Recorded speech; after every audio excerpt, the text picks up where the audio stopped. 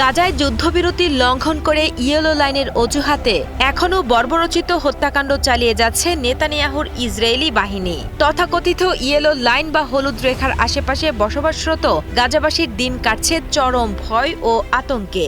গাজার ধ্বংসস্তূপের মাঝেও থামছে না গুলির শব্দ, সেই সঙ্গে তীব্র হয়ে উঠেছে পানি ও খাবারের সংকট। গাজা সিটির বাসিন্দা আবু মাজেদ নাসিরের কথায় উঠে এসেছে সেই ভয়াবহ বাস্তবতার চিত্র। তিনি জানান, তাদের বেঁচে থাকার লড়াই এখন নিত্যদিনের সঙ্গী।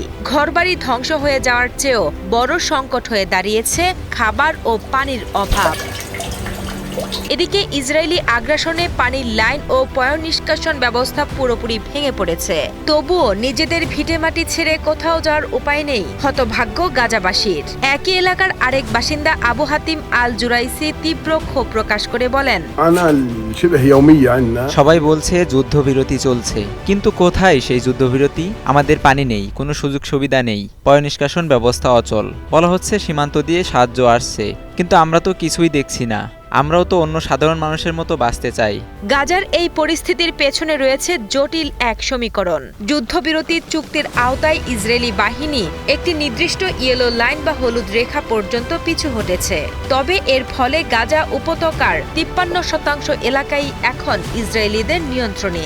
যদিও কাগজে কলমে যুদ্ধবিরতি বজায় রয়েছে, তবুও উভয় পক্ষেই একে অপরের বিরুদ্ধে চুক্তি লঙ্ঘনের অভিযোগ করে আসছে। ইসরায়েলি বাহিনী জানিয়েছে, গত 10 অক্টোবর থেকে যারা এই হলুদ রেখা অতিক্রম করার চেষ্টা করেছে তাদের সন্ত্রাসী আখ্যা দিয়ে হত্যা করা হয়েছে। গাজার স্বাস্থ্য মন্ত্রণালয়ের তথ্যমতে গত 11 অক্টোবর থেকে ইসরায়েলি বাহিনীর হামলায় অন্তত 342 জন ফিলিস্তিনি নিহত হয়েছেন। অন্যদিকে জাতিসংঘের বিশ্ব খাদ্য কর্মসূচি WFP জানিয়েছে, অক্টোবরের যুদ্ধবিরতির পর থেকে গাজায় খাদ্য সরবরাহ কিছুটা বাড়লেও তা বিশাল চাহিদার তুলনায় একেবারেই নগণ্য। সামনে শীত আর বৃষ্টিতে ত্রাণ সামগ্রী নষ্ট হওয়ার আশঙ্কাও প্রকাশ করেছে সংস্থাটি।